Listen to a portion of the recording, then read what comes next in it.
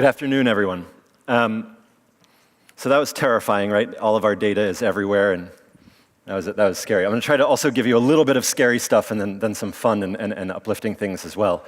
And talk to you for a few minutes about UNICEF's Venture Fund.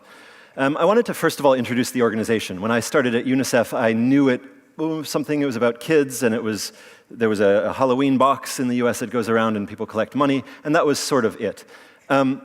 But in fact, it's an organization which has the ability to create opportunity and options around the world.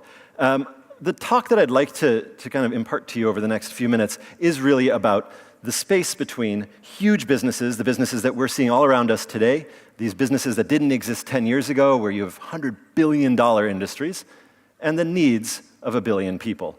And the hypothesis, or the thesis of this talk, is that within that space, there's opportunity that we can all take advantage of to both grow our own businesses and also to create change in the world. As I said, I didn't know very much about UNICEF when I started. It's a huge organization. It's a massive 70-year-old construct that works in 135 countries around the world and another 40 in its fundraising activities. It's also an organization that is so big in its budget, $5.5 billion a year, that it has the market clout to shape markets. We buy about 35% of the world's vaccines, which means that we can sit down with pharmaceutical manufacturers and say to them, if you don't open up your prices, if you don't create fair prices for vaccines, we won't buy from you. When you have that much market clout, you're able to shift and create industries and also focus their attention on the people who need them the most. And I think that's one of the fundamental reasons a lot of our team works at UNICEF. It has this ability to fight for the underdog using financial and technological methods that might be a little bit unexpected. But it's big only relatively. This is UNICEF's spend over the next 3 years. Our budget's $5.5 billion. That's about 18 billion over 3 years. And that's a global budget. The other chart, the other graph, is China's spend just on the continent of Africa. And that's about 70 billion. And what you see between that is the need for us to think differently about how we do business. If we want to be at par with countries and companies that are making their own mark on the world, and if we want to be able to consistently say that we're able to represent the needs of the 1 billion most needy people in the world. And we want to do that not only because it's good, but also because it's good business. The group of people that I represent, and I'm here to talk about the work that's being done by our team in New York and around the world, is not a group that you might necessarily associate with a 70-year-old bureaucracy in the UN. We tend to hire people who come from startups, from the world of design, from open source technology and universities, and it's a group of sort of ne'er-do-wells and miscreants that works on a variety of projects, everything from looking at drones and UAVs for delivering supplies in places where infrastructure might be damaged, to starting a venture fund inside of the United Nations. The types of projects, and this is sort of what keeps us up at night and then also wakes us up in the morning, the types of projects that we tend to work on and the things that we invest in through our venture fund are, and this is a list of like 5 really big bad problems. This is a list of the 5 things that if we don't solve them all as humanity, we're in a very bad place. And these are the class of problems, these complex problems that we tend to look at. Issues like the fact that in the world, in the next 15 years, you're going to have 75% of people living in cities, and cities are often woefully unprepared for the vast influx of people who are coming in. It's actually quite easy, if you're a relatively poor farmer, to maintain a standard of living for yourself and your family. When you're in a city, when you're in this dynamic environment which is changing all the time, and regulations on the land that you sit on and the work and the transport that you take to get to work are changing all the time, it's very, very difficult for you to plan out a life for you or for your children. We also are dealing with a world where borders have come to mean almost nothing or everything, depending on which side of the border you're on. There are now more than 50 million kids, and that's a number that's, I can say that number in a lot of ways, it doesn't mean anything, it's such a big number. There are 50 million children who are on the move because of war or violence today. And that's a number that's very visible in Europe because of the refugee crisis around us in here, but it's a number where the brunt of that number is borne by countries in sub-Saharan Africa, in South Asia, and it's not a number that's getting lower. So we know that the path of humanity is both more troubled and more fluid than ever before. We're also living in a world that's broken, so the wonderful weather today, yeah, this is all the depressing stuff. I promise there's happy stuff at the end. Wonderful weather today was a symptom of that. That can affect us in many ways, and I think the fact that there are about 500 million kids who are going to be affected in terms of the food that they eat by climate change over the next few years is a marker of that. And we know that we're not teaching people in schools, except for maybe a very, very small number of schools around the world, we're not teaching them the right set of skills to come to terms with these problems. Often the skills that are being taught could be applied 150 years ago, but not today, and not in the world of a mechanized, automated, artificial intelligence future. Lastly, the world is more connected than ever before. So when we look at a crisis like Ebola or like Zika, we suddenly see that all of these bad things are shared by all of us now. And I think that's very important. It's the other reason that our team stays up late at night and wakes up in the morning. We know that if we don't solve these issues, and these aren't about charity and solving something for somebody else, these are issues that affect all of us. If we don't come up with solutions now and work with private sector and technologists in clever ways now, we're in a kind of bad place. So here's the fun, here's the happy stuff. Well, it's almost happy. We're close to happy. We're right on the edge. There are a few figures and numbers that we try to work with, both when we're investing in companies, but also when we're doing projects inside of our own team. And one of them is the type of growth that's happening in the world. We see you've got regions like Europe where you have negative population growth, but you also have markets like sub-Saharan Africa, particularly West Africa, and particularly a few countries in West Africa, where you have huge population growth. And when you have growth like that, you also have opportunity for businesses. If you're going to start a business right now that's about product and selling product, and you're not looking at a map like this to figure out where to invest your money and your time, you're making a big mistake. We're also living in a world, so we just saw WeChat, a wonderful collection of apps and a chat family. We're living in a world that's fundamentally different in how power is moved around than it was 15 years ago. There are more people on Facebook than there are people in China. There are more people on Tencent's family of apps, which includes WeChat, than there are in India. There are more people on WhatsApp than there are in the US, and if you're a refugee in Europe, if you're a 15-year-old refugee from Syria, there's one number that will follow you around on your entire journey through Europe. You probably hit 5 countries, you get 5 different paper forms. Your WhatsApp number from Syria stays with you the whole time. You change your SIM cards, you keep your WhatsApp number. That was not true 15 years ago. And a lot of these companies are providing sovereign services. Not only can you post an image of the food that you didn't like on WeChat, you can also transfer money, you can get an education, you can have an identity. Those are services that belonged to governments before, but if you're starting a business now and you're not looking at how you can connect through APIs and through these platforms to those services to people, you're also missing out on your ability to reach end users.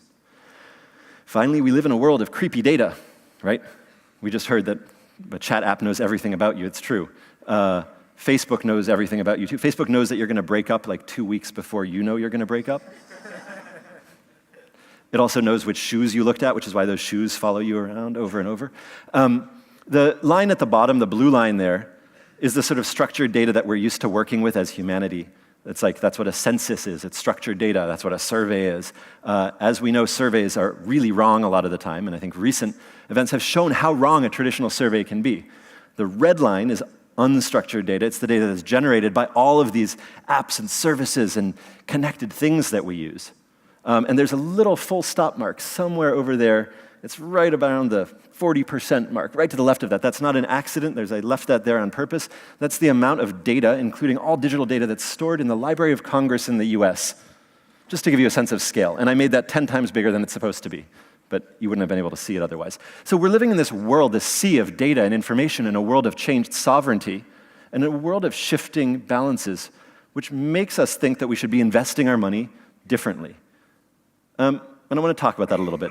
We set up a venture fund at UNICEF because we believe that fundamentally investing money in companies will give us access to the set of technologies to solve those big, depressing 5 problems and the other ones that we face. But we know we can't make investments in a country like Burundi or Malawi without having good data.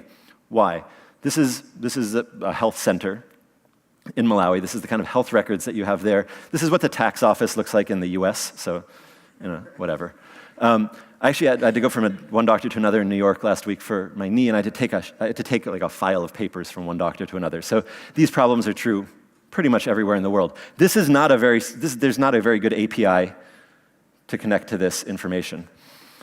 But we've built systems that start letting us as UNICEF have sentience about what's happening in the world around us, things like UReport. And you can look this up easily online. It's an open source platform that lets us have conversations with young people. So we can send out an SMS. It goes to a basic phone. In Mobile World Congress in a few weeks, Nokia is relaunching the 3310, my favorite phone in the world. It's got that one game that you can flip it and see which side it lands on, and it's got Snake. UReport lets us ask questions of young people with whatever phone they have and get answers back and aggregate those conversations in real time. It lets us use that information to then make change. It allows us to use information from consumers who are 14 or 15 years old to direct our investments in countries where you have no other market sentience. It also allows us to work with governments to fix big problems. This is an example of UReport in Liberia. That's about 60,000 users. Right now, if you look at the UReport Liberia page, I think there are about 120,000 active users in Liberia. About 8 months ago, we started hearing stories that there were teachers asking for sex in return for final grades, sex for their marks in school, of their students. And this was a problem throughout Liberia, that there was a sex for grades epidemic going on. And sexual violence in schools also is a problem that happens everywhere in the world, in every country. But we were able to use a system like this, and we heard that this was a problem, and the thing that decision makers respond to is a trend. You know, nobody cares about 26.2 versus 26.4%. They care about a trend. We were able to ask 60,000 young people, is sex for grades a problem in your school? All over a text message, on a basic phone, their answers are free for them.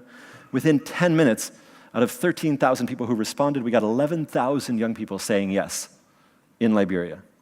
This information came in like that. We were able to go to the government, and we were able to show them exactly where in the country the problem was most prevalent.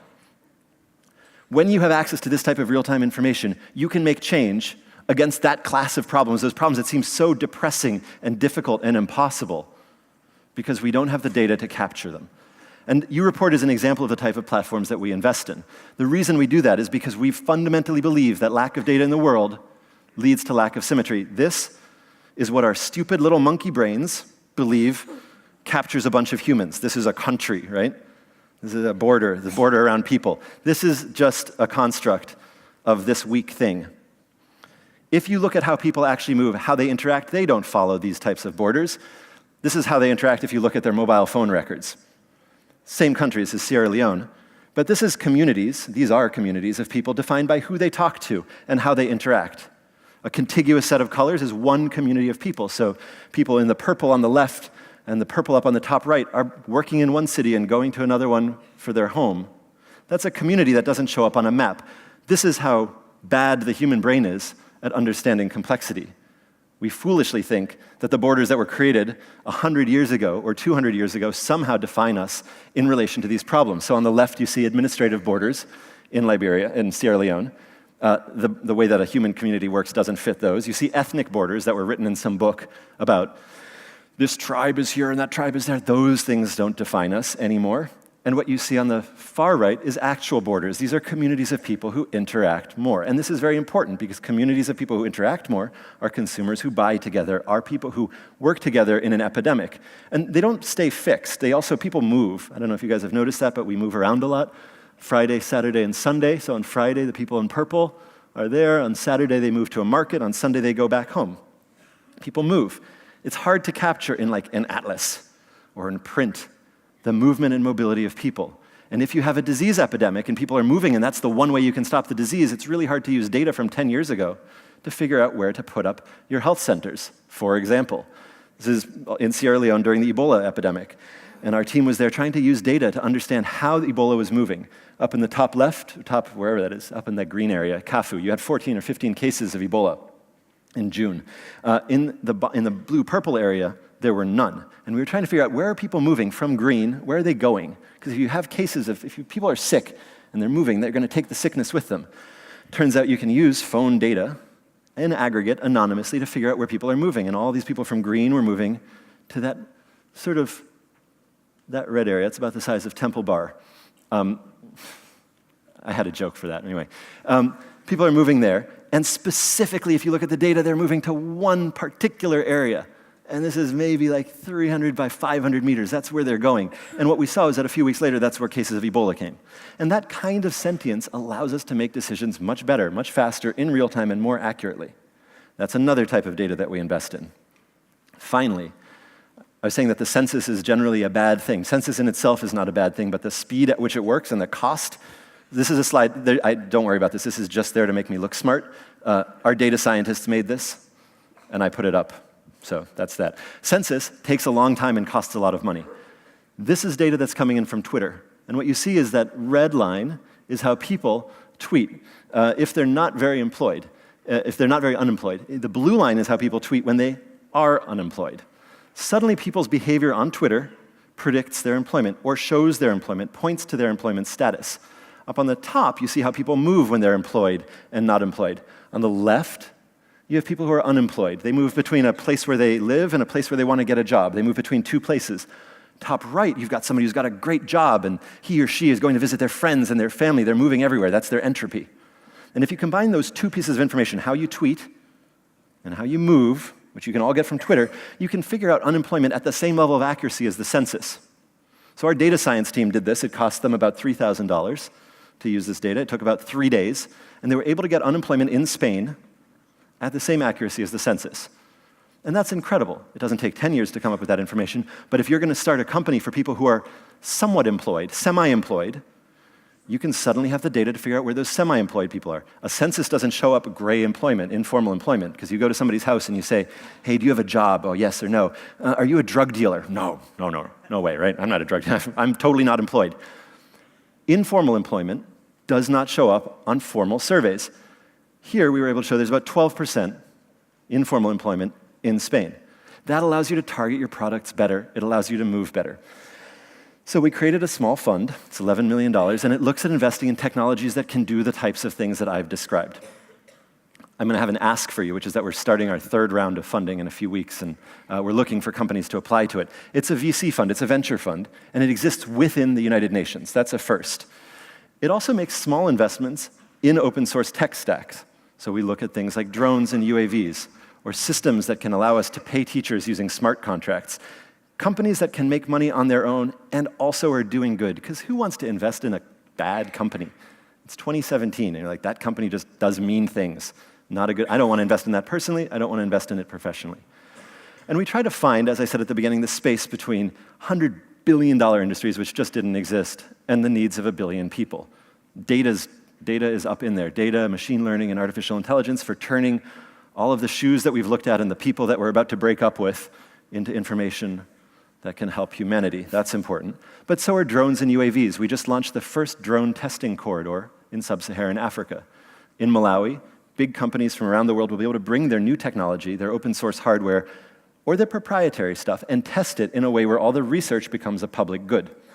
That investment in a corridor, in an air corridor, and it's about 60 by 3 kilometers, that investment allows us to create industry and to turn it to the needs of the world's most vulnerable people. It's great that I can get a pizza delivered by drone in South Africa. True story. What if I could get essential medicines delivered to me? What if after an emergency I could know where people were and direct aid and supplies in minutes rather than in days? And that's the type of stuff we like to invest in. We also believe that real-time information is very important for an investor. Nobody likes the idea of looking at a paper report 3 years later and seeing how Apple did 2 years ago. Right? Nobody would put money into a mutual fund if that was how their investments worked. So we make sure that all of the companies we invest in are providing real-time data at the level of commits to GitHub or flights of drones that our investors can see and monitor in real time. And finally, we're looking for companies in some pretty unique markets. What you won't see on here are companies that are registered in Europe or in the US or Japan. You see companies that are registered in the countries that UNICEF works, and there are 2 reasons for that. First of all, our mandate is really to solve problems that affect everybody, but acutely affect people in Burundi or Malawi, or places where there are emergencies that we can't predict. But second, we have a firm belief that investing in people who have the most constraints gives you the most creative solutions. That as nice as it is to have an app in San Francisco that lets me find a restaurant closer to me with a better table than my friend, and that's fulfilling to me in that minute when I'm eating that food, that's not what the power of the brains in this room can do. And we think that with great constraints comes great creativity, and we see that in the companies that we're investing in. So We have another third round of funding. If you are looking at or talking to portfolio companies in the regions that UNICEF works, we'd be very happy to talk to them. They can go to that site and apply for funding. If you have thoughts about how to manage these types of portfolios or are looking at open source IP stacks that can add value to them, send it there. And I wanted just to take this time, and thank you for your time this afternoon, whatever time it is now, it's permalag, to take this time and really share with you what we believe is a story of doing business in a new way, not only for the children that UNICEF serves, but for humanity as a whole. Thank you very much for your time.